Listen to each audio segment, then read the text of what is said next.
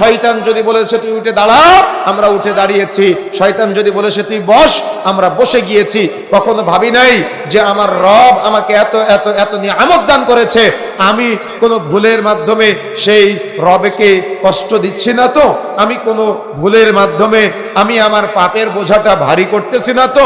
এই জন্য আমাকে আপনাকে চিন্তা করা দরকার, ভাবা দরকার। সামনে পথ দুইটা, চায়ের দোকান আছে দুইজনের, একজনের চায়ের দোকানে সিগারেট বিক্রয় হয়, তার ইনকাম দৈনিক 1500 টাকা। আরেকজনের চায়ের দোকানে সিগারেট বিক্রয় হয় না, তামাক জর্দা বিক্রয় হয় না, সিনেমা চলে না, তার ইনকাম হলো মাত্র 500 টাকা। এ সব সময় চিন্তা করতেছে কেন আমি যদি তার মতো সিগারেট বিক্রয় করতাম তাহলে আমার ইনকাম বেড়ে যেত, আমি যদি তার মতো দোকানে একটা টিভি খাওয়াতে পারতাম তাহলে এই সিনেমার দর্শক যারা আছে তারা আমার দোকানে বসে চা খেত, তাহলে কি হতো, আমার কাস্টমার বেড়ে যেত।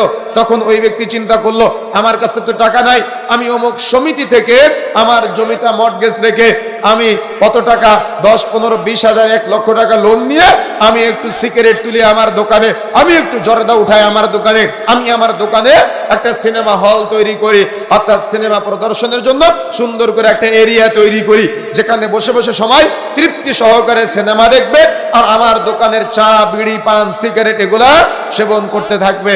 এখন এই যে একটা প্রাচুর্যের প্রতিযোগিতা, ওই পাপীকে দেখে আপনার হৃদয়ে জাগ্রত হলো যে আমি একটু তার মতো হওয়ার ট্রাই করি, আমি একটু তার মতো হওয়ার প্রচেষ্টা চালাই। সঙ্গে সঙ্গে আপনি সুদের টাকা লোন নিয়ে আপনি কি করলেন, এভাবে একটা সুন্দর পরিবেশ তৈরি করলেন।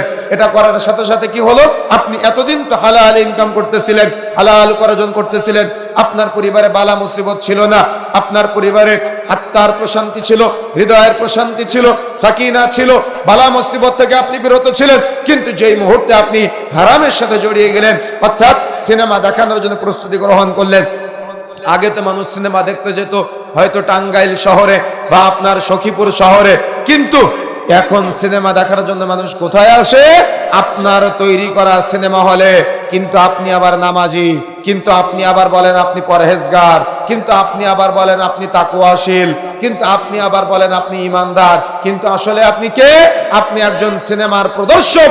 আপনি কে, আপনি একজন সিনেমার প্রচারক। আপনি প্রচার করতেছেন, দেশের টাকা কে দেয়, আপনি দেন, কারেন্টের বিল কে দেয়, আপনি দেন, টিভি কার টাকায় ক্রয় করা, আপনার টাকায় ক্রয় করা, কে মাসে মাসে লোন পরিশোধ করে, আপনি পরিশোধ করেন, তারা দেখে, আপনার দোকানের যত কাস্টমার আছে সবাই দেখে। এখন যে দেখে সে তো একা পাপ করে, কিন্তু আপনি যে দেখতে সহযোগিতা